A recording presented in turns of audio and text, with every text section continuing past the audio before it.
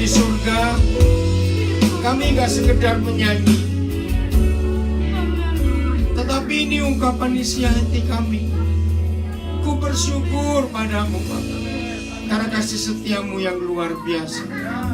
Terima kasih kami ada di hari yang kelima bulan yang ketujuh ini. Bapa, kesetiaanmu luar biasa. Setiap kali kami menengok ke belakang, apa yang kami sudah lewati sungguh nampak jelas kesetiaan Tuhan dalam hidup kami. Kami tidak sempat menghitung berapa banyak berkat yang kami nikmati. Kami mengaku jujur, seringkali kami lupa. Tapi yang mudah kami ingat adalah badai, kesulitan dan tantangan yang ada. Tapi toh Papa tetap setia buat kami semua, sehingga kami ada sampai hari ini. Terima kasih untuk malam yang indah yang Papa beri buat kami. Saudara kami mengikuti dari rumah, Tuhan hadir untuk mereka juga, dimanapun mereka berada saat ini. Roh Kudus, ambil alih waktu ini. Semau-mau Tuhan, urapi kami Roh Kudus, supaya kami mudah mengerti isi hati Tuhan. Amin. Saudara kami sudah melayani pekerjaanmu, baik penyanyi, pemusik. Tuhan berkati mereka.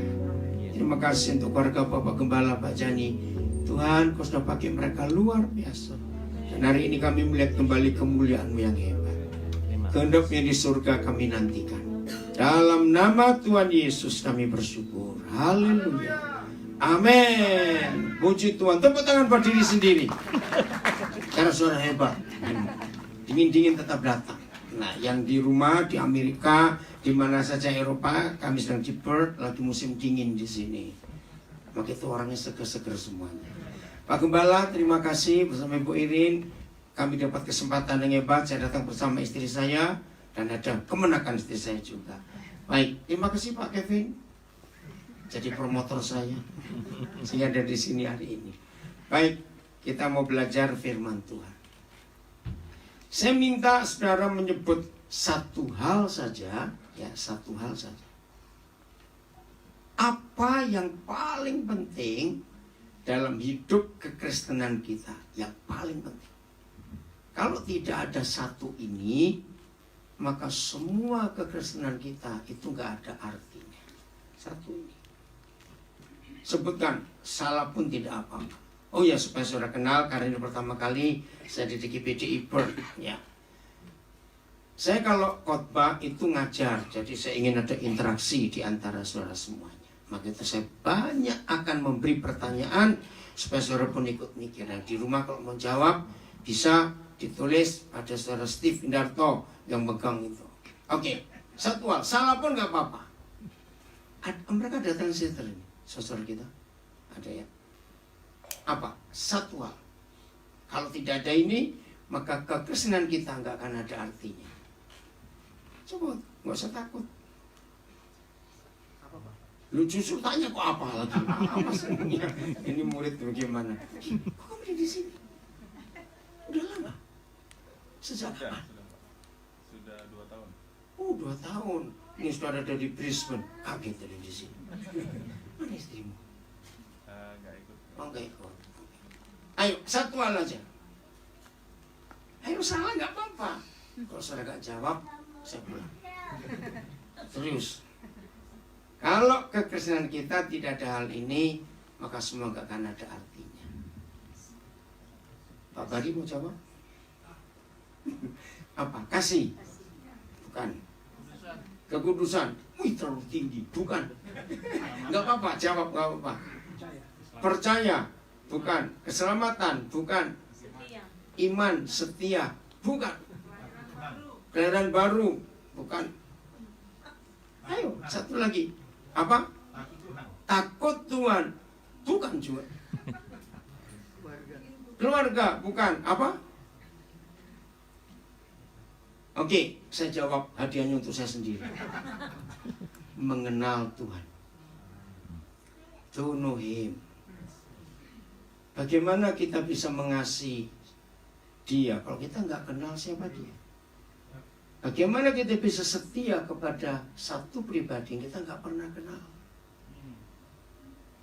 Saudara, apa saja di dalam kehidupan kita sebagai murid-murid Tuhan Yesus justru mengenal kita. Tadi satu suara dari Kevin, keluarga. Nah ini lebih parah lagi. Suami istri yang masih rajin bertengkar. Loh, ada nggak? Saya nggak suruh tertawa. Ada nggak suami istri rajin bertengkar? Loh, saya tanya, harus pura-pura. Ada nggak suami istri yang rajin bertengkar? Loh, kok nggak jawab? Saya tanya, ada tidak? Salah, banyak. Ada, enak saja. Dengar ya, yang belum menikah, supaya saya nggak tahu siapa yang belum menikah di ruangan ini, saya juga nggak perlu tanya. Tapi saya minta yang belum menikah, dengar baik-baik jawaban kami yang sudah menikah.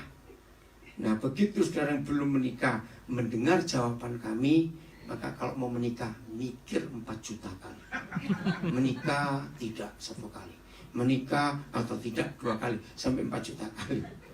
Lu serius? Yang sudah menikah jawab jujur ya. Ternyata di dunia ini tidak ada 2 orang yang begitu sering saling menjengkelkan kecuali suami istri. Saya nggak suruh tertawa, jawab. Betul atau salah? Loh, ayo jawab, kok malu-malu.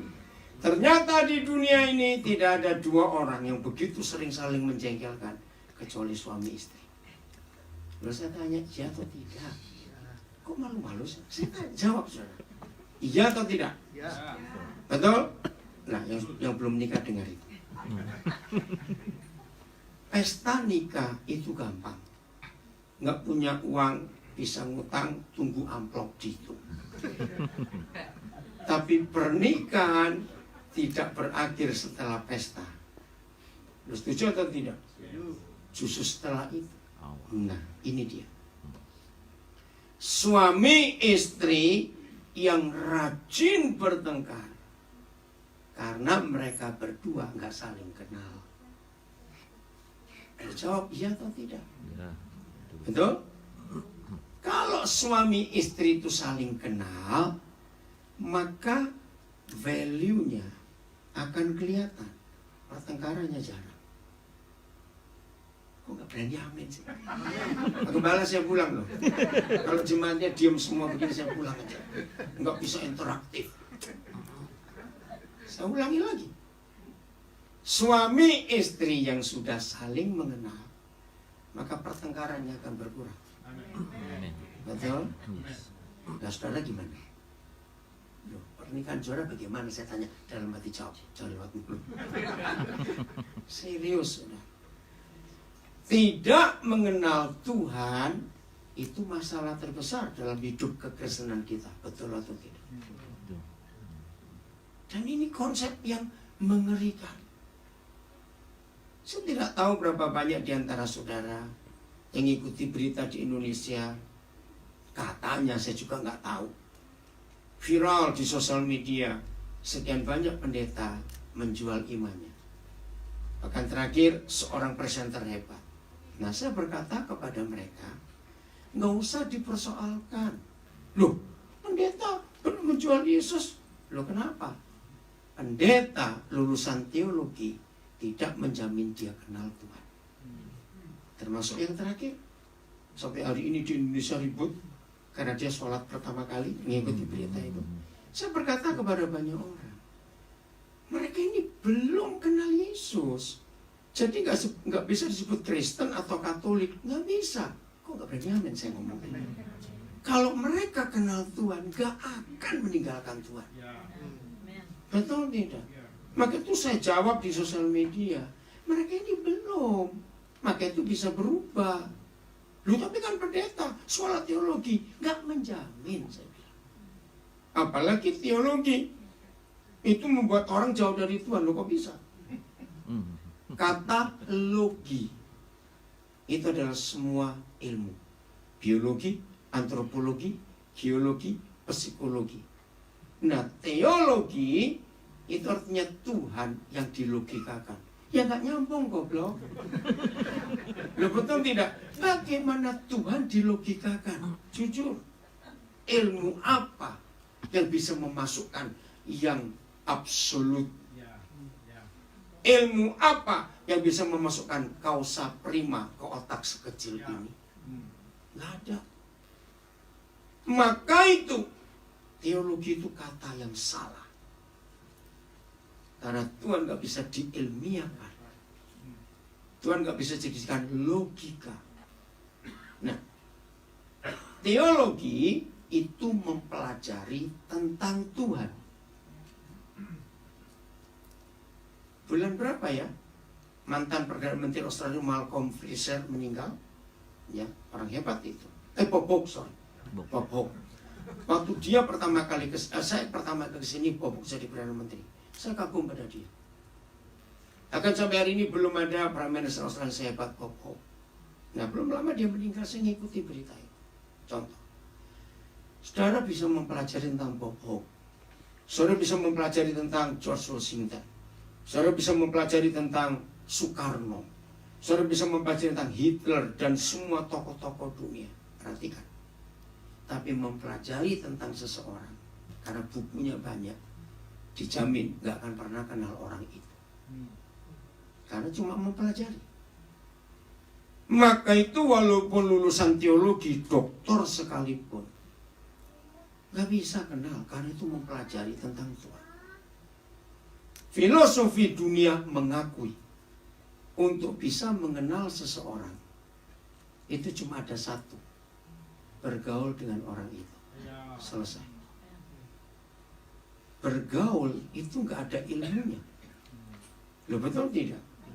Bergaul itu nature. Ilmu itu diatur. Ilmu itu ada peraturan, ada patokan, ada nilai, ada macam-macam. Bergaul nggak ada. Maka itu manusia pertama di dunia yang tidak mengalami mati dan diangkat, namanya Henokh. Masih ingat? Kenapa dia nggak pernah mati? Kita buka dulu ayat ini, Kejadian 5 ayat 22. Ini fakta. Jadi suami istri yang hanya tahu. Saudara tahu Presiden Jokowi bukan? Hari-hari ini makin luar biasa dia. Survei, aduh saya lupa survei apa, lembaga apa ya, dunia ini. Yang ternyata Trump, Angela Merkel, Macron kalah. Jokowi nomor 1. Nilainya 73. Hebat sekali. Semua yang lain kalah. Nah, kita tahu Jokowi. Hebat. Kenal gak? Nah, itu dia. Orang bisa berkata, aku tahu Tuhan. Tahu. Apalagi orang beragama. Kenal tidak. Karena lain ceritanya. Tahu dengan kenal. Setuju saya ngomong ini? Ya. Lihat. Dan Henokh itu bergaul dengan Tuhan. Selama berapa minggu? Lo minggu ya kalikan 300 kali 52 itu maksud saya. Supaya mikir gitu. Ya udah ngitung sendiri. Dia bergaul. Ayat 24. Apa hasilnya kalau bergaul? Kenal. Dan Henokh itu bergaul dengan Tuhan. Lalu ia tidak ada lagi. Nggak mati dia. Sebab ia telah diangkat oleh Tuhan. Luar biasa. Mengapa Alkitab menulis begitu jelas? Orang yang bergaul dengan Tuhan itu nggak akan pernah mengalami kematian. Musa contoh. Nanti kita akan belajar tentang ini. Nah, bergaul itu membuat orang itu kenal seseorang. Saya beri contoh lagi. Sebutkan 3 hasil hebat tentang pergaulan. Ini berarti dulu masih muda nggak pernah punya teman ini. Kok nggak jawab semua? Ngerti? Bergaul ya? Oke. Saya tolong. Waktu kita masih remaja, waktu masih muda, bergaul, punya teman bergaul bukan? Oke. Kita lebih percaya teman kita, sahabat kita, atau percaya mama kita? Zaman itu. Ayo cepat jawab. Kita lebih percaya sahabat kita atau lebih percaya mama kita? Ini penting pertanyaannya. Ayo cepat jawab. Kita lebih percaya siapa? Ayo, mama atau sahabat? Zaman itu loh. Loh, saya ditanya kok susah benar. Enggak. Kita lebih percaya sahabat kita. Maka itu waktu kita bergaul pasti gini, jangan ngomong nama ya. Lu ya atau tidak, saya tanya kok, jangan ngomongnya. Lu ya atau tidak, cepetin. Ya sudah. Jadi teman bergaul itu bisa kita titipi rahasia. Dekat sekali. Oke? Betul? Nomor 2. Lihat. Siapa yang pernah memperhatikan anak-anak yang kita jaga dari lahir baik-baik. Kita ajari etika, semua. Tiba harinya mereka masuk daycare atau playgroup atau kindergarten, tiba harinya. Percaya nggak? 5 hari kemudian anak ini kalau pulang ke rumah sudah mulai ada omongan yang aneh-aneh. Dia jawab iya atau tidak? Lu iya atau tidak? Nah, papa mama kan bingung, siapa ngajari kamu? Di rumah kan nggak ada pelajaran ini. Jawabannya karena bergaul. Hal kedua, orang yang bergaul itu pasti ketularan. Betul? Satu-satu saya tunjukkan. Yohanes 15 ayat 15. Ini loh saudara yang penting. Yohanes 15 ayat 15. Keren, firman itu keren. Aku tidak menyebut kamu lagi hamba.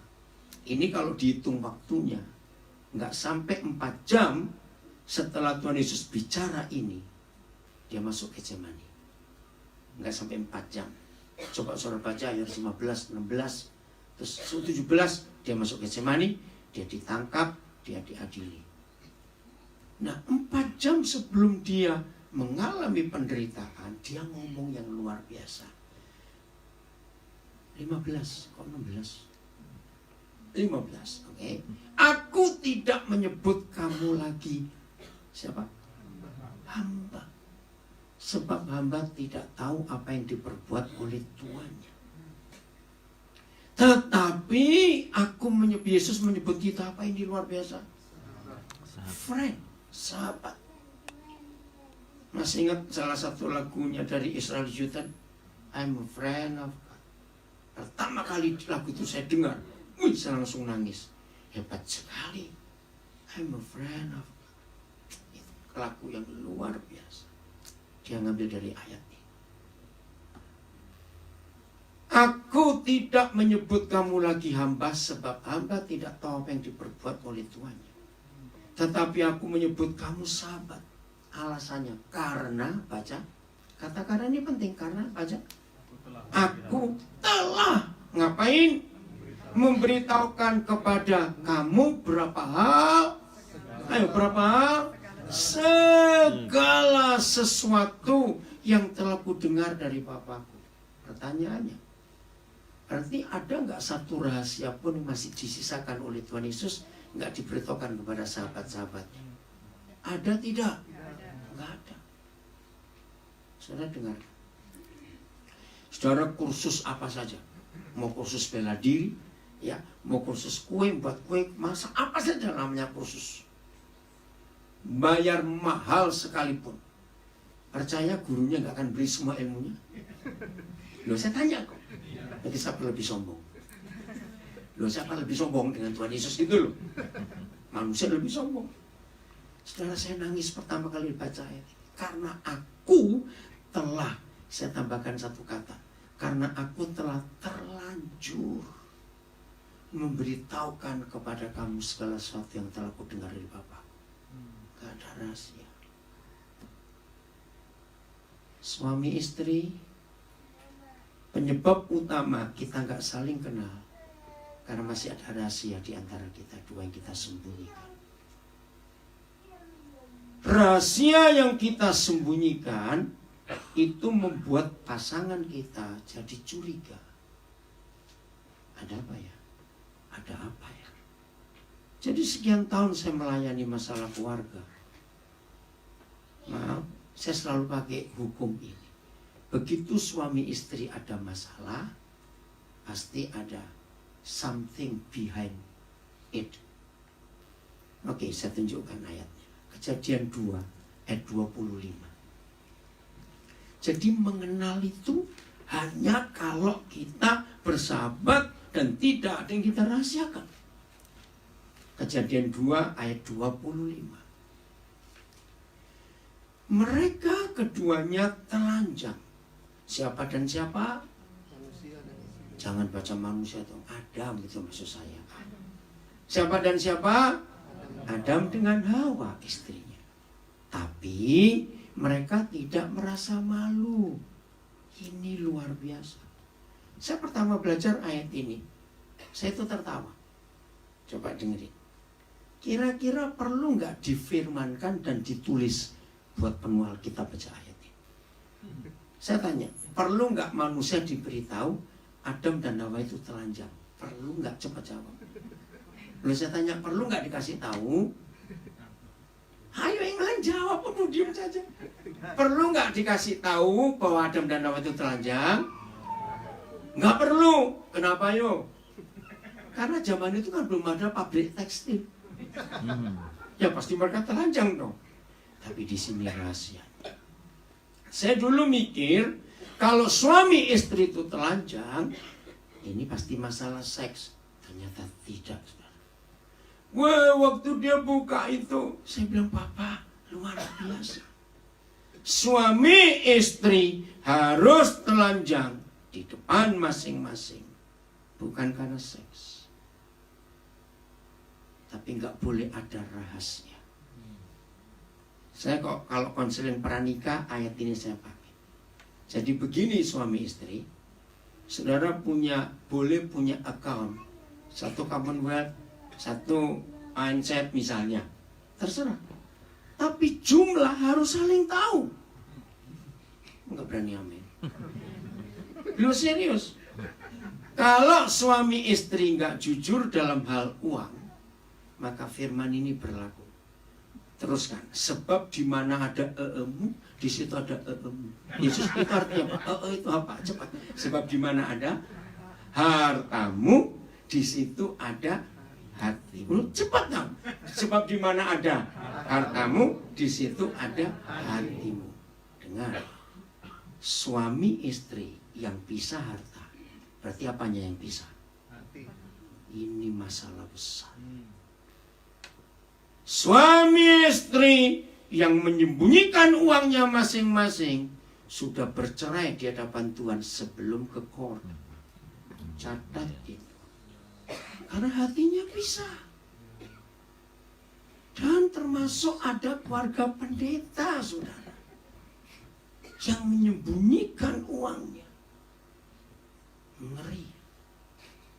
Kata telanjang termasuk kalau kita suami istri lagi berdua, nggak ada anak-anak, nggak ada siapa-siapa, salah satu handphonenya bunyi dalam nama Yesus. Yang punya handphone nggak boleh pamit. Aku minggir dulu ya, awas kamu. Pasangan kita harus ikut dengar siapa yang telepon kita dan bicara apa. Katakan amin. Ternyata masih banyak ketidaktelanjangan dalam suami istri. Dan di situ setan bekerja. Seorang yang punya ATM, PIN nggak boleh tiap 2 jam diganti. Nganggur. Kalau perlu tidur jadi ATM sekali-sekali. Serius. Jadi PIN ATM suami istri harus saling tahu. Saudara, jangan anggap enteng. Waktu berak, handphone nggak boleh dibawa. Karena istri kita, suami kita harus bisa melihat itu isinya. Tanya istri saya paling aneh. Orang bilang, telepon saya bunyi, tangan saya kotor, atau saya nggak di tempat telepon itu. Siapa saja yang di dekat telepon itu berhak untuk terima telepon. Saya izinkan. Nggak cuma istri saya. Pokoknya suami istri telanjang, nggak ada rahasia. Hebat nggak firman ini? Logika saja. Segala sesuatu yang tertutup, segala sesuatu. Nah ini, depan ini apa ada meja ini ya untuk perjamuan misalnya, tertutup. Seminggu tidak kita angkat, Di bawah ada apa? Di bawah ada apa yang tertutup itu? Enggak kita angkat, enggak kita pindahkan. Ada debu, ada kotoran. Seperti itu pernikahan yang enggak terbuka, enggak jujur. Bahaya sekali. Maka itu curiga. Maka saya belajar dari ayat ini. Sebuah pernikahan tidak perlu ke pengadilan untuk cerai. Begitu saling mencurigai, pernikahan itu sudah tidak sah di hadapan Tuhan. Karena nggak saling percaya. Marriage based on trust. Betul tidak? Kalau sudah untrust, itu sudah cerai. Kenapa kita bisa nggak percaya? Kenapa kita curiga? Karena ada yang dirahasiakan. Serius. Jelas ya? Jadi penyebab suami istri nggak saling kenal, walaupun sesekian puluh tahun menikah, karena nggak terbuka, ada yang ditutup-tutupi. Jelas?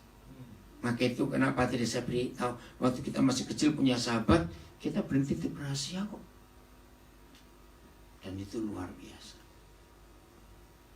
Lanjut. Jadi sahabat, nggak ada rahasia dari Tuhan Yesus. Yang kedua, ketularan. Maka itu kekristenan kita harus dinilai dari ini. Contoh.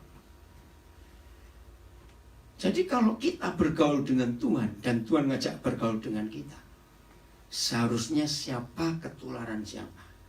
Awas kalau ngomong Tuhan ketularan aku. Awas kamu. Lo betul nggak? Seharusnya siapa ketularan siapa? Cepat jawab. Karena bergaul.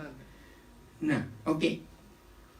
Beri saya dengan cepat 5 karakter papa kita yang paling hebat. Cepat. 1. Sabar. 2. Jangan diborong semua. Yang lain jawab. Sabar. Ayo yang lain cepat. 5 karakter papa kita. Kasih. 3. Setia. 4. Rendah hati. 5. Sudah kasih tadi. Kok nggak jawab? Tadi itu apa? Nggak pelit itu loh. Saya tunggu itu seharusnya. Oh, murah hati. Oke. Nah, dari 5 karakter tadi, jujur ya, jujur. Berapa yang sudah nular ke kita? Loh, jangan saya tanya ini. Maka itu nilai kekristenan kita tidak dilihat, diukur berapa puluh tahun. Tidak.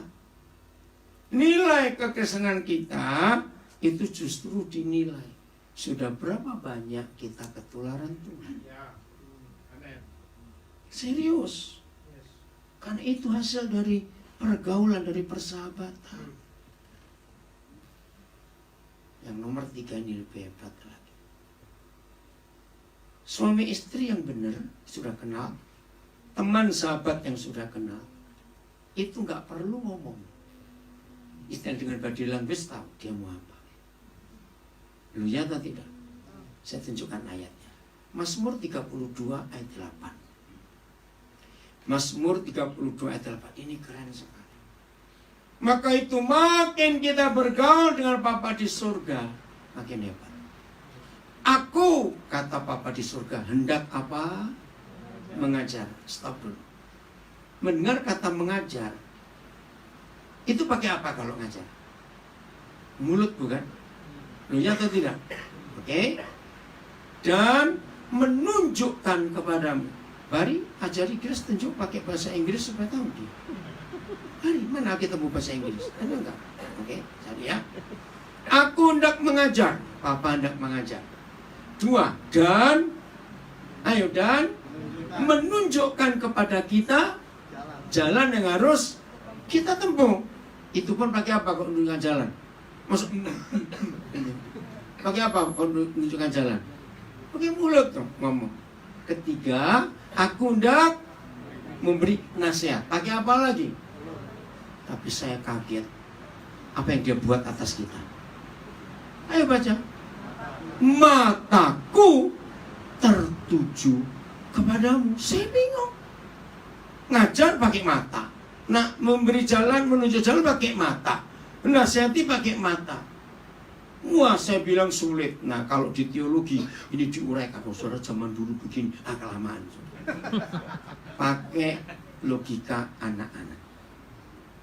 Siapa masih ingat waktu kita masih kecil? Ini keren, saudara. Maka itu mempelajari Alkitab pakai hubungan papa dengan anak, anak dengan papa, gampang dimengerti. Siapa ingat waktu kita masih kecil, di rumah ada tamu, namanya anak-anak nakal. Kalau ada yang merasa dulu nggak pernah nakal, itu anak aneh. Betul? Ini pertama kali bisa ketemu gembala saudara, masih kelihatan nakal. Duh. Sorry. Saya nggak bayangkan dulunya kayak apa. Nanti saya akan cari mamanya di mana, saya akan telepon. Saya nanya, sus dulu waktu Jani masih kecil kayak apa. Maaf ya. Ingat ya waktu kita masih kecil? Ada tamu, kita dorong tamu nakal. Papa kita nggak ngomong, melotot. Ingat nggak? Coba saya tanya. Artinya apa? Ya artinya apa? Melotot ini itu. Iya, jangan nakal-nakal. Nggak ngomong loh. Ingat, terus kita klewes masuk. Cuma dipelototin, saudara. Makin kita kenal seseorang, nggak perlu banyak ngomong. Kita akan tahu apa yang dia inginkan atas kita. Kalau sudah sekian tahun kita mengaku jadi murid Yesus, dosa saja masih diberitahu. Kurang ajar betul kita. Lu maaf saya berkatain, itu nggak kurang ajar betul. Ini bahasa mata ini luar biasa. Nanti di rumah baca di Injil Lukas.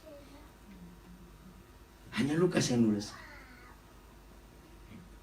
Setelah Petrus menyangkal 3 kali, masih ingat ya? Lukas menulis, ketika mata Yesus bertemu, ketika mata Petrus melihat mata Yesus, sadarlah dia.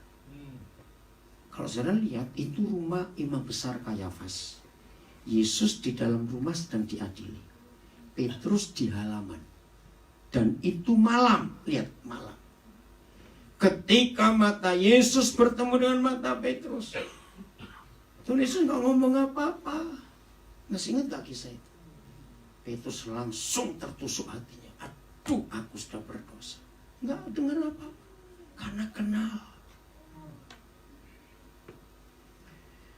Percaya tidak menurut Mazmur 32:8 ini, mata papa kita nggak pernah lolos dari merhatikan kita.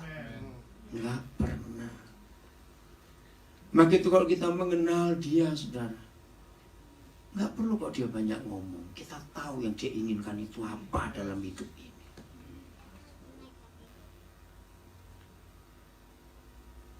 Maka itu mari kita jujur pada diri kita sendiri.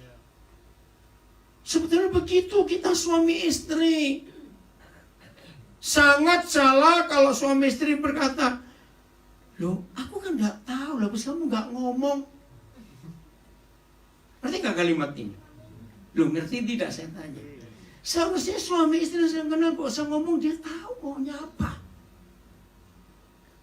Tapi sekian tahun menikah tetap nggak tahu bahasa tubuhnya. Ada sesuatu yang nggak beres. Apalagi kalau cuma 2 orang sendiri, tiba-tiba ada kentut, terus ribut, ini yang kentut siapa? Itu keterlaluan. Ngerti nggak contoh ini? Tapi cuma 2 orang, kalau nggak kamu ya dia. Ngerti nggak contoh ini? Kan begitu banyak suami istri bermasalah. Lucu ya? Nah itulah kita. Maka itu mengenal Tuhan itu segala-galanya. Bergaul dengan dia. Oke, saya berikan jembatan ya sebelum kita. Orang beragama, orang beragama pasti nggak akan kenal Tuhan. Kenapa? Ayo cepetan. Orang beragama pasti nggak pernah kenal Tuhan. Ayo. Nggak usah takut, salah nggak dihukum. Ayo, kenapa orang beragama pasti nggak bisa kenal Tuhan? Apa? Fokus. No. Ya, fokus in the law. Orang beragama itu penuh peraturan. Lihat semua agama di dunia.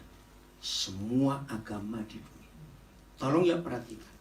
Untuk jam sembahyang, itu yang dihitung bukan cuma jamnya, menitnya, detiknya pun dihitung.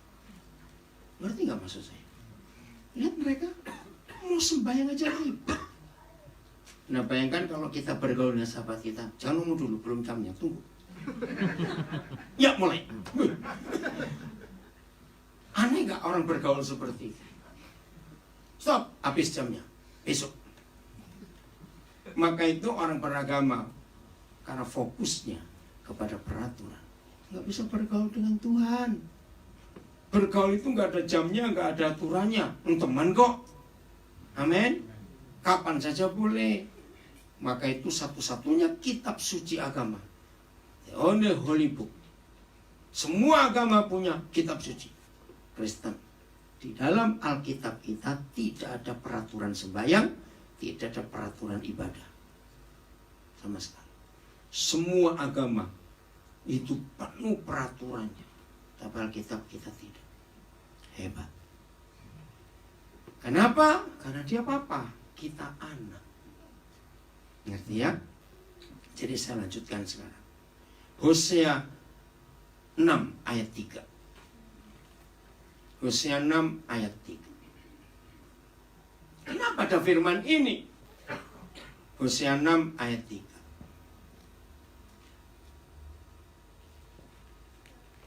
Marilah kita mengenal dan berusaha sungguh-sungguh mengenal Yahweh Tuhan kita.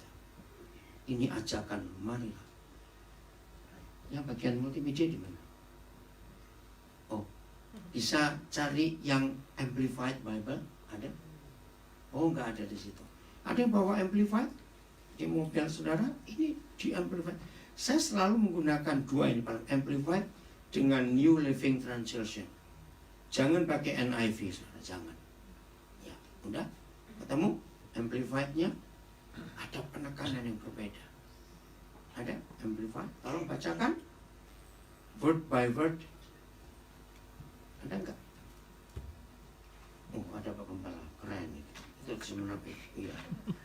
Itu Pak Gembala yang Alkitabnya besar sekali. Kalau khotbah nggak bertobat, dilemparin aja.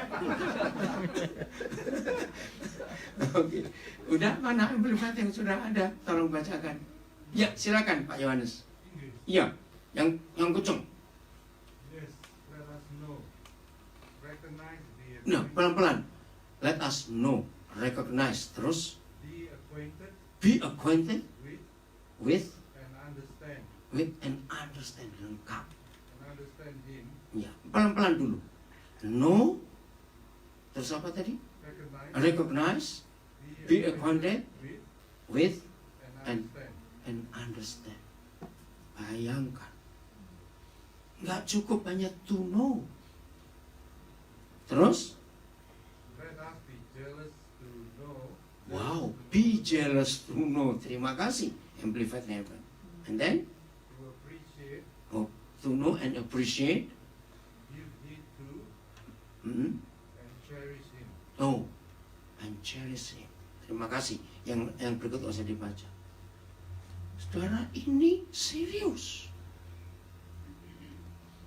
Jadi ibadah yang berkenan kepada Dia bukan ritual, bukan ritualnya. Katakan amin. Ibadah yang benar adalah berusaha sungguh-sungguh mengenal. To know, recognize, be acquainted. Ini luar biasa. Begitu pula suami istri. Langsung tahu. Hosea 4 ayat 6. Hosea 4 ayat 6.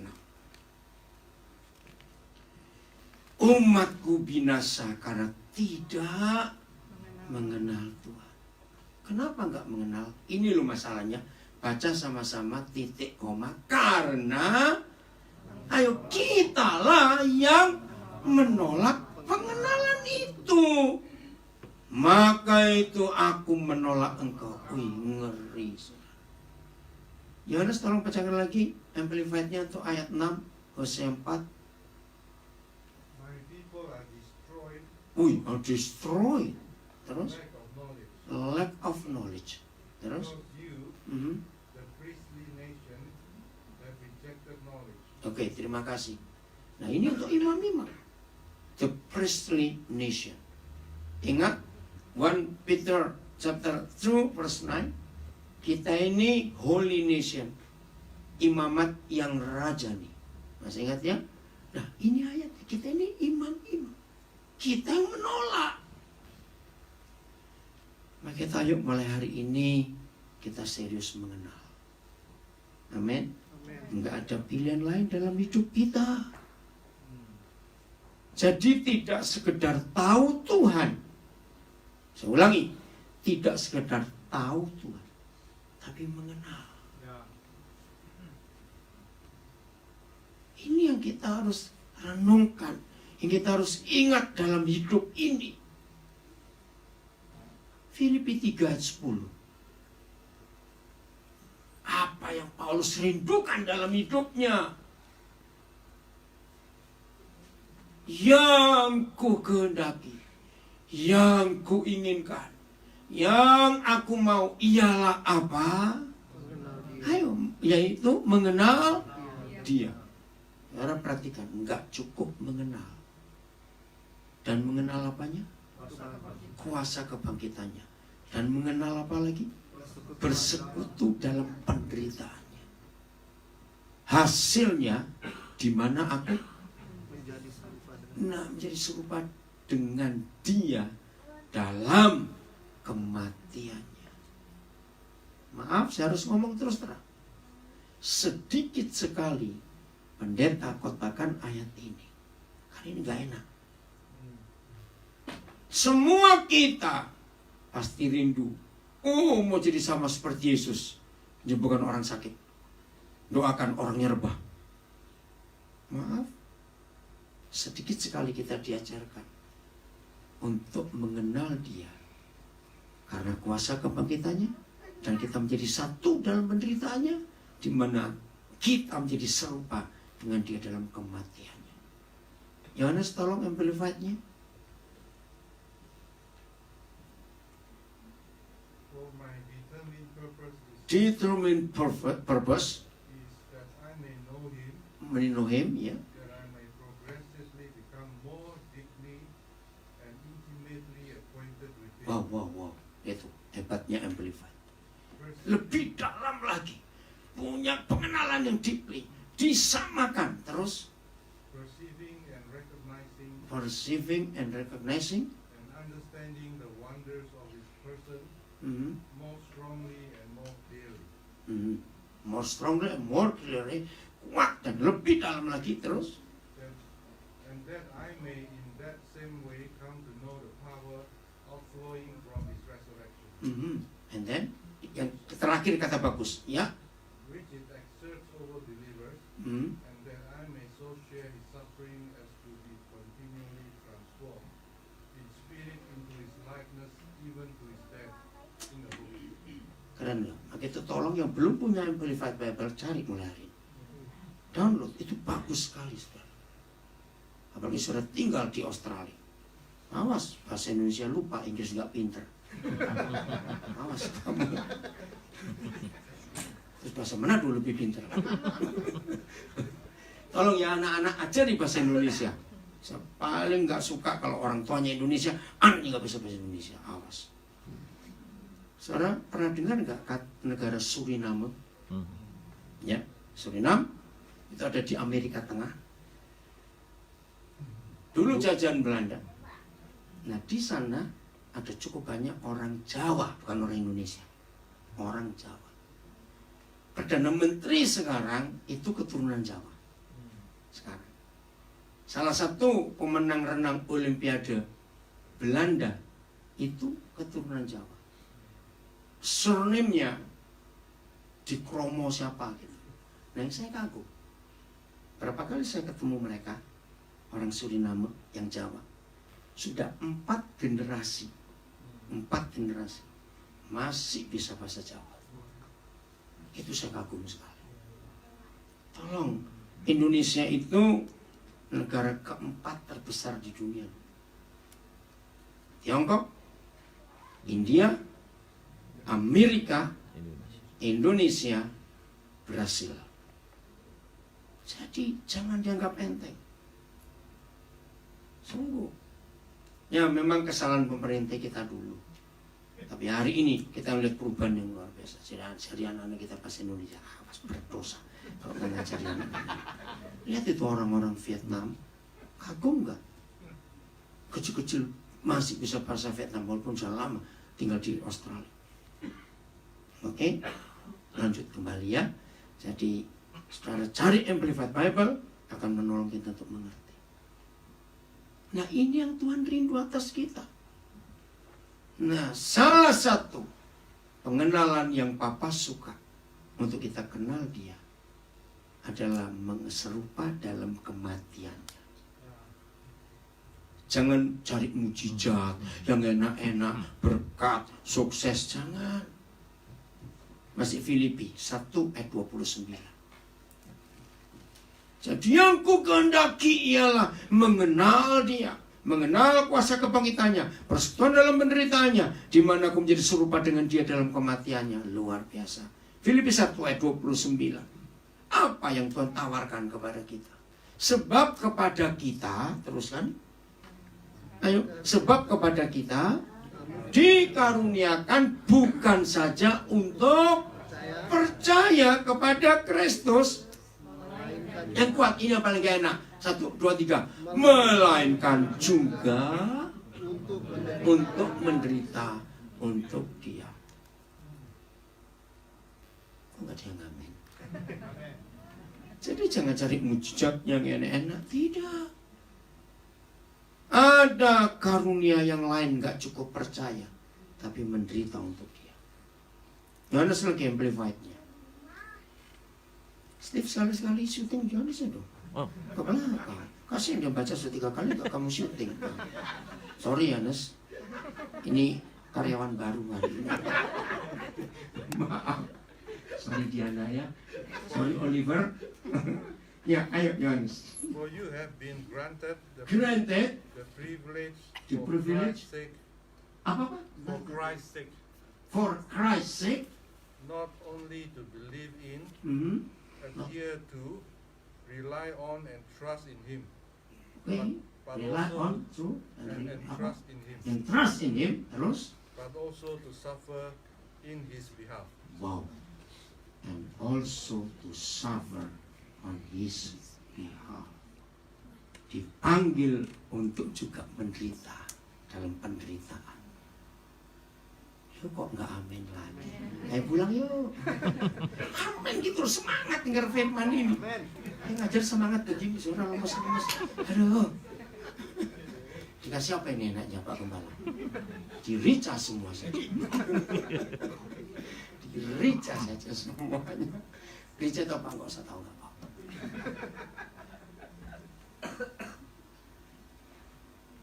Apa musuh mujizat? Musuhnya. Apa lawannya? Opposite-nya miracle. Ayo. Dan orang Kristen tidak boleh selalu mengharapkan mujizat. Ih, kaget. Coba lihat Musa, Daud, Yeremia, Paulus nggak ngalami mujizat. Mereka harus melewati semua penderitaan. Apa lawan katanya mujizat? Cepetan. Menderita. Oh, suruh dengar ini bukan. Yang umum, kata menderita yang umum. Ada yang lebih halus tapi lumayan. Cilaka. Aduh bukan Pak. Proses. Anak-anak Tuhan harus lewat proses. Bergaul sampai bisa mengenal. Itu ada proses. Kok cuma Pak Gembala haleluya kan haleluya. Saya ulangi. bergaul sampai bisa mengenal, itu kan ada proses. Proses tersinggung, proses salah paham, betul nggak? Salah ngerti, salah dengar, salah lihat, salah semua pokoknya. Betul? Nah, itu harus dialami minimal 4 tahun pertama pernikahan. Betul tidak? Jadi 4 tahun pertama pernikahan harus penuh salah dengar, salah lihat, salah bicara, salah ngerti, salah semuanya. Itu harus, tidak bisa tidak. Nah, masuk tahun kelima mulai tahu aku mau apa kamu terus gitu. Lu kok nggak percaya nih? Tapi lewat tahun kelima ke-6 masih bertengkar terus. Gawat ini 2 orang. Maka itu begini, ini logika ya. 2 orang menikah, makin lama usia pernikahannya, maka itu kalau saudara mengucapkan ucapan Happy Wedding Anniversary, jangan ditanya sudah berapa tahun, salah. Pertanyaannya, dalam seminggu berapa kali bertengkar? Itu pertanyaan. Lo kok nggak percaya? Betul? Kalau bilang tiap hari, wih gawat. Oke, dengar ya. Nah, di dalam proses itu logikanya makin panjang usia pernikahan kita, seharusnya kita 2 makin saling kenal gak? Ayo jawab saling. Nah, kalau makin kenal, volume pertengkaran, volume misunderstanding itu makin kurang atau makin tambah? Seharusnya makin kurang. Maka itu kalau ada 2 orang menikah, sudah lewat 20 tahun, lewat 30 tahun, lewat 50 tahun, bertengkar setiap hari. Pertanyaannya, ngapain 2 orang ini di rumah tiap hari? Lu terus ngapain kamu? Lu ya atau tidak? Ya sudah. Ayo kita jujur pada keluarga kita sendiri. Bagaimana suasana pernikahan kita? Itu penting. Saudara, berkali-kali ada gereja, ada kelompok, ya ada community minta saya mengajar. Temanya menarik. Keluarga yang diberkati, keluarga yang bahagia. Pokoknya tema-tema begitu. Saya cuma punya 1 kalimat. Keluarga yang bahagia, keluarga yang diberkati, catatin, adalah papa mama yang selalu bisa membuat anak-anaknya tersenyum dan tertawa tiap hari. Kok nggak amin? Pelit sekali sih orang-orang bertemu. Bukan syok. Habis nggak cepat nyautnya. Saya ulangi lagi. Keluarga yang bahagia, keluarga yang diberkati, adalah keluarga yang papa mamanya selalu membuat anak-anak bisa tersenyum dan tertawa. Amin. Telat. Betul tidak, saudara? Kita ini biadab. Kenapa biadab? Oh, kaget kamu. Kita ini biadab kalau menarik anak-anak kita ke dunia kita orang tua. Kok nggak amin lagi? Dunia anak-anak adalah dunia bermain. Anak-anak nggak punya dunia lain, hanya bermain. Maka itu ketika kita tarik mereka ke dunia kita ini biadab. Sudah tahu terjemahan biadab? Inggrisnya cuma 1 kata. Kalau bahasa Indonesia bagus. Biadab itu bajingan tingkat tinggi. Sadis. Betul? Tapi kita untuk mengenal pasti ada masalah namanya suami istri. Coba lihat Efesus 4, ini bagian terakhir. Efesus 4 ayat 26. Nah, bahasa Inggrisnya bagus, Indonesia juga kurang tepat. Apabila kamu menjadi marah, berarti boleh marah nggak? Ayo, boleh marah nggak? Boleh. Karena apabila kamu menjadi marah, ini cucu saya ngomongnya, boleh. Coba lihat bahasa Inggrisnya. Di laptop terjemahan apa? King James, terlalu tua itu. Gitu. Ya udah. Be ye angry sama be angry. Nah disuruh, boleh nggak kalau be angry? Boleh. Wah, betul? Nah ini aneh buat saya. Marah kok disuruh, silakan kamu marah. Ternyata ayat ini untuk suami istri. Nah, dari sini saya belajar psikologi. Di dalam psikologi ada hukum. Orang marah yang dipendam itu jadi penyakit. Marah harus dikeluarkan. Wih, ini hebat sekali. Jadi hanya untuk suami istri yang boleh marah. Yang belum menikah tidak boleh marah. Tunggu kamu menikah, silakan marah. Ini ayatnya masalahnya. Ini luar biasa. Boleh marah, tapi jangan berbuat dosa. Nih, bagaimana marah nggak berdosa? Ternyata ada. Yaitu kalau don't let the sun go down on your anger. Sebelum matahari terbenam harus selesai. Ya, sore tinggal di bird. Kalau summer marahnya panjang.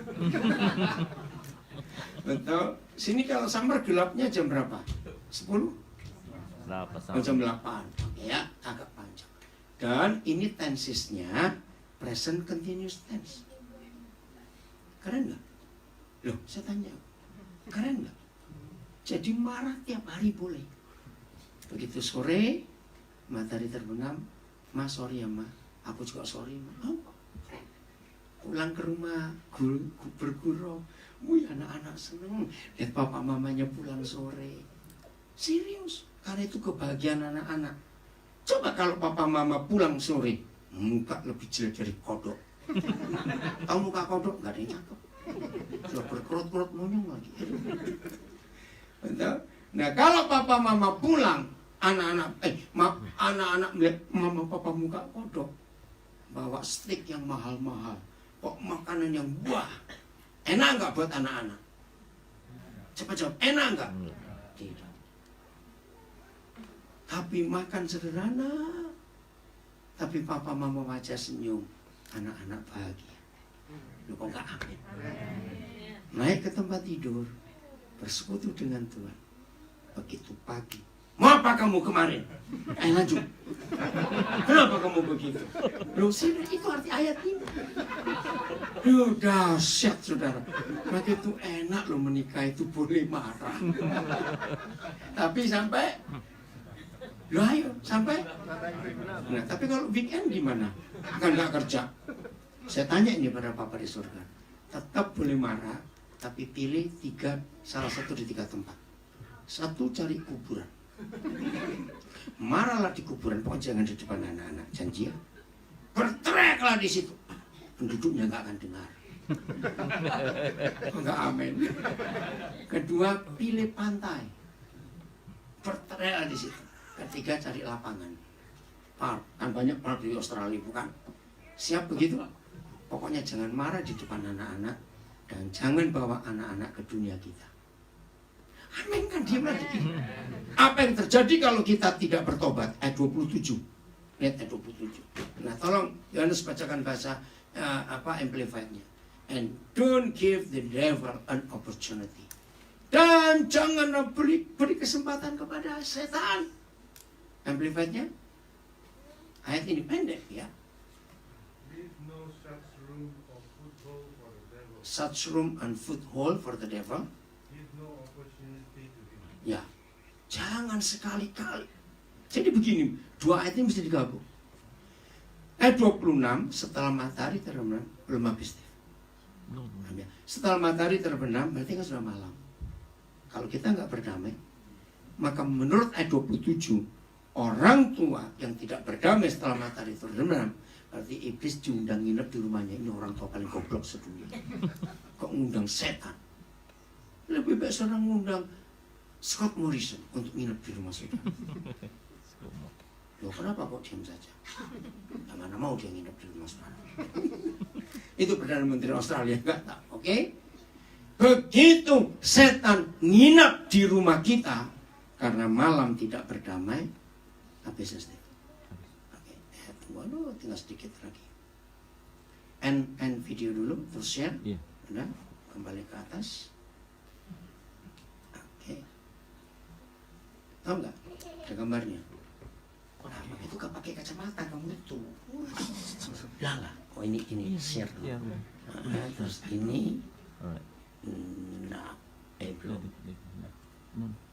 Nah, olah. Maaf, pegawai baru. Oke, sampai mana lupa tadi? Oh iya, 27. Gini, logikanya ya.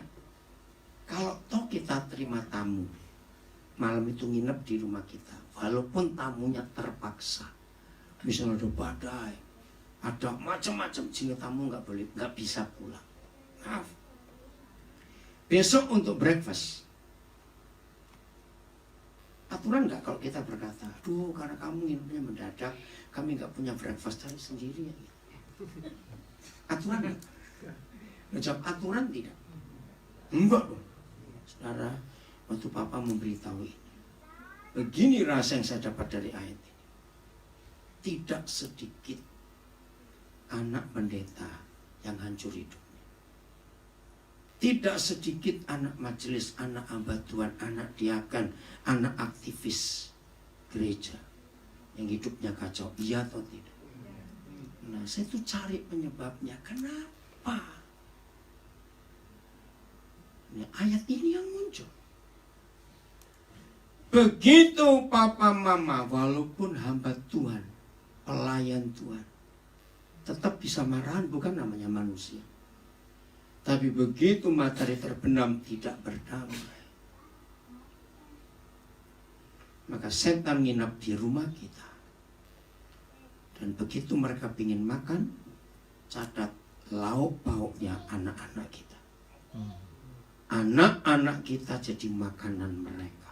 Wih, ngeri. Saya tidak tahu di Australia, walaupun banyak buaya, tapi nggak ada penangkaran peternak. Kok di Papua ada? Jadi begini, sadis enggak kalau ada orang tua papa mama punya peternakan buaya, terus anaknya yang jadi makanannya. Wih, ngeri sekali. Saudara catat, begitu kita papa mama enggak berdamai, setan itu nginep di rumah kita. Kita kasih izin mereka nginep. Ngeri sekali. Ini cuma istilah, di Alkitab nggak ada, jangan cari. Ternyata setan itu kalau berkembang biak jauh lebih cepat dari nyamuk. Artinya begini, malam ini kita nggak berdamai suami istri, setan nginep bukan? Besok bangun, setan sudah punya cicit. Tahu cicit? Anaknya cucu. Itu baru semalam. Bayangkan kalau ada suami istri sudah berapa ratus kali matahari terbenam, wih, rumahnya penuh setan. Ngerti nggak istilah ini? Maka ini kita harus lihat keluarga kita bagaimana. Ayo kita berubah. Ayo kita berubah. Pokoknya malam pulang hari ini, malam sebelum tidur jujur suami istri. Siapa yang masih belum terbuka satu dengan yang lain, masih ada yang ditutupi dalam hidup saudara. Saya akan akhiri dengan bagian ini. Matius 18. Matius 18. Ayat 19. Dan lagi aku berkata kepadamu, jika dua orang daripadamu di dunia ini sepakat, make agreement, meminta apapun juga. Jadi minta berapa hal ini? Ayo, artinya semuanya. Permintaan dua orang itu akan diapakan? Dikabulkan oleh Bapakku yang di surga. Saudara tolong catat, tidak ada janji di seluruh Alkitab sehebat ayat ini. Minta apapun juga. Tolong perhatikan, apapun juga. Pertama saya belajar, saya bilang gak mungkin. Tapi yang ngomong Tuhan Yesus kok ngomong mungkin gimana? Coba, saudara di Perth kenal orang yang paling kaya, saya nggak tahu siapa itu orang. Misalnya, saudara tahu orang paling kaya, orang Indonesia paling kaya di Australia, adanya di Sydney. Saya kenal baik dengan dia. Itu orang hebat, wih, propertinya hebat. Bahkan sekarang dipercaya di Amerika juga. Namanya Ivan Suminto. Catat. Orang dari Pangkalan Bun, Kalimantan Tengah. Ini orang hebat. Nih, nggak tahu. Bahkan orang Australia aja hormat pada dia. Dia hamba Tuhan juga, dia pengkhotbah juga. Dia ada gereja di Sydney. Oke, saya lanjutkan. Orang paling kaya pun anaknya minta apa-apa dikasih nggak? Enggak. Betul? Tapi ini Papa yang janji loh. Maka Bapakku yang di surga akan mengabulkan semua. Wah, terus Roh Kudus bilang, Daniel tidak asal 2 orang, tapi 2 orang yang baca itu sepakat. Jonas, tolong bacakan bahasa Inggrisnya. Amplified, kita mencari kata sepakat. Again, I tell you, if two of you on earth Agree. harmonize together, Nah, harmonize together, and then make a symphony together wow, make a symphony. Wow, seperti musik harmoni terus. about whatever, anything and everything Wow, whatever, anything, and everything. Hebat. they may ask, it will come to pass and be done for them by my Father in heaven. Wow. Alkitab tidak pernah menulis 2 orang yang sepakat make agreement itu selain suami istri. Catat. Maka itu kenapa waktu kita menikah ada vow, itu sumpah loh. Nah, itu kesepakatan suami istri. Jadi Papa berkata, kalau suami istri itu betul-betul sepakat, maka permintaan mereka nggak aneh-aneh. Minta onta 14, gajah 3, pesawat 2. Loh, betul nggak? Kalau namanya suami istri yang benar, maka permintaannya hanya seputaran keluarganya. Katakan amin. Nah, itu yang Papa kabulkan. Apa artinya? Saudara, luar biasa. Berarti menurut ayat ini, akankah ada keluarga yang masalah besar, masalah kecil nggak pernah selesai? Ngerti nggak pertanyaannya? Mungkin tidak. Ada keluarga yang seperti ini, hidupnya benar, sepakat, symphony together, wah macam-macam tadi yang amplified, yang masalah mereka nggak selesai. Kalau mereka berdoa, ada tidak? Nggak ada. Berarti suami istri yang sepakat, surga dunia ada di keluarga itu. Anak-anak mereka nggak akan bermasalah. Sakit penyakit nggak akan mengganggu. Kesulitan apa saja selesai karena Papa mengabulkan. Dengan kata lain, berani nggak setan masuk ke keluarga seperti ini? Nggak berani. Nah, ini masalahnya. Ternyata setan paling mudah membuat simfoni kita rusak, agreement kita hancur, dengan sikap satu, jengkel. Bahasa Inggrisnya jengkel itu apa ya? Bukan anger, bukan jengkel, apa? Apa? Upset. Enggak, upset mesti kalau berat, sedih. Apa yang enggak enak? Jengkel. Annoy. Oke. Jengkel itu hal besar atau hal kecil? Annoy.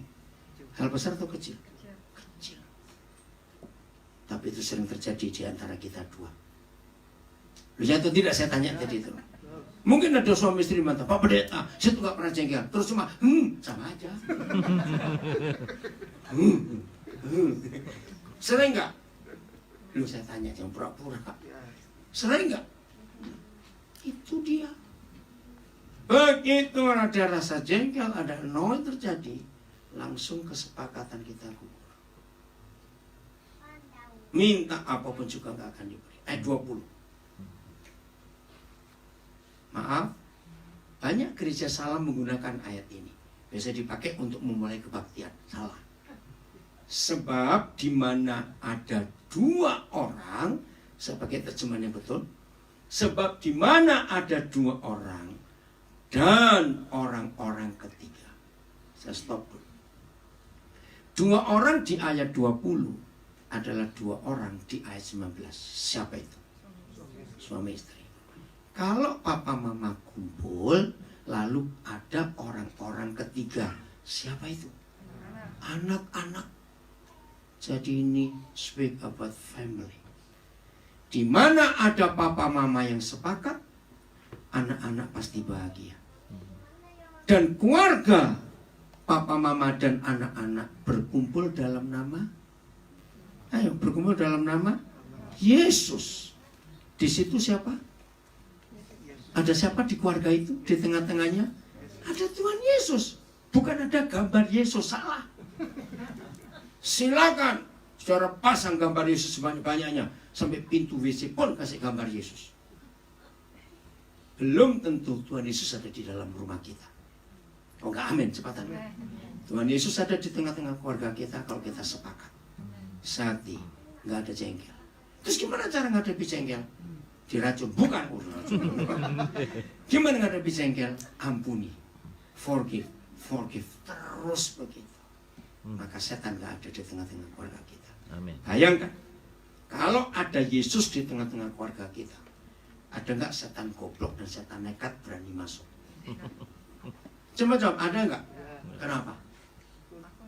Ya takut ada Yesus. Nah, yang goblok dan nekat aja mikir, berarti setan pintar lebih gak berani masuk. Karena yang pintar tuh bisa mikir. Gak percaya? Oke lah. Ngerti? Nah, sekarang saya balik pertanyaannya. Setelah kita baca 2 ayat ini, maaf ya, jawab dengan baik walaupun mengagetkan. Berarti buat semua keluarga lebih gampang ngusir Yesus atau ngusir setan dari keluarga kita? Loh, ngerti nggak pertanyaannya? Saya tanya, setelah kita dengar 2 ayat ini, ternyata baik keluarga pendeta, keluarga hamba Tuhan, keluarga orang Kristen lebih mudah ngusir Tuhan Yesus atau ngusir setan? Tuhan Yesus. Nah, orang ajar nggak kita ini? Tuhan Yesus jauh lebih sering terusir dari keluarga kita. Dengan kata lain, kita lebih mudah mengundang setan masuk. Itu tadi Efesus 4. Kita nggak berdamai setelah matahari terbenam. Saudara, ayo kita mikir mulai hari. Bagi yang baru menikah, ingat ini. Bagi yang akan menikah, ingat juga. Yang sudah lama menikah, jangan bilang, udah bosan aku, awas semua gitu. Awas. Kita periksa hati kita. Bagaimana? Kalau bisa tiap hari, makin hal-hal indah terjadi di keluarga kita. Amin ya. Ini kemurahan Tuhan yang luar biasa dalam hidup kita. Hebat sekali Tuhan bekerja untuk kita masing-masing. Amin. Mau berubah mulai hari ini? Hadirkan surga ke dunia. Betul? Mau tidak? Mau ya? Ini betul-betul ayat terakhir. Bukan bagian terakhir, ayat terakhir. Satu kali saya tanya gini, Papa, beri saya 1 ayat saja. Saya nggak mau minta 2, nggak mau minta 3, 1 ayat. Untuk mendeteksi, untuk barometer di keluarga saya masih benar atau sudah miring-miring. Namanya manusia walaupun hamba Tuhan kan bisa miring-miring, bukan? Lu ya atau tidak? Nah, saya minta 1 ayat, saya nggak mau banyak-banyak, supaya kalau saya tahu ayat itu, maka saya pun akan beritahu orang-orang lain untuk ngajar. Ayatnya di sini. Maka itu ayat ini kita pakai bagaimana pernikahan kita. Kejadian 2 ayat 23. Kejadian 2 ayat 23. Lalu berkatalah, siapa? Bukan, saya tahu saya itu manusia. Nah itu loh saya tanya. Menghina saya kira nggak bisa bahasa, nggak bisa baca. Lalu berkatalah siapa? Adam, yaitu suami. Apa kata kalimat pertama? Oke, nadanya salah. Kalau ada kalimat inilah dia, coba intonasinya bagaimana? Ini surprise loh. Nah, betul nggak? Ayo gimana intonasinya? Ayolah, susah bener. Inilah dia. Gitu, surprise. Oh, jangan dulu itu minta cepat pulang. Satu-satu saya mereka. Ini mamanya Kevin ini. Oke, dengar ya. Jadi peristiwanya kenapa Adam tiba-tiba bisa inilah dia. Itu setelah Adam ngapain? Ayo, yang jelas. Setelah Adam tidur nyenyak, jangan lupa. Coba baca ayat 21-nya. deep sleep, disebut gitu bahasa Inggrisnya. Ada Pak Yohanes ayat 21-nya coba lihat. And the Lord God caused deep sleep. Nah, deep sleep, tidur nyenyak. Terima kasih. Maka itu kalau baca Alkitab yang teliti, nggak cuma tidur nyenyak. Deep sleep. Apa artinya? Ada dua. Satu, kalau bahasa medis itu bius total. Ingat loh, Adam kan operasi tulang rusuk, bukan operasi jerawat. Maka itu biusnya harus total. Itu arti medis. Arti kedua, tidur nyenyak karena Tuhan sedang buat Hawa, istrinya. Kalau cuma lalu Yahweh Tuhan buat Adam tidur, berarti matanya melek sebelah. Waktu Tuhan buat pipi, Tuhan kok kayak bakpao gitu, kecilin dikit. Waktu Tuhan buat hidung, Adam komentar, ih kayak terong Tuhan. Terus komentar saja. Nah Tuhan capek dengar komentar, tidurin aja ini orang. Ngerti nggak artinya? Ya atau tidak cari sendiri. Pokoknya tidur. Nah begitu selesai dibuat, Adam bangun bukan? Inilah dia. Wih, saya bilang terima kasih. Jadi besok istri-istri bangunnya agak siang atau weekend Sabtu. Suami harus bangun duluan. Suami dengar ya. Tolong Pak Gembala daftar semua suami yang hadir hari ini. Terus besok diteleponin satu-satu.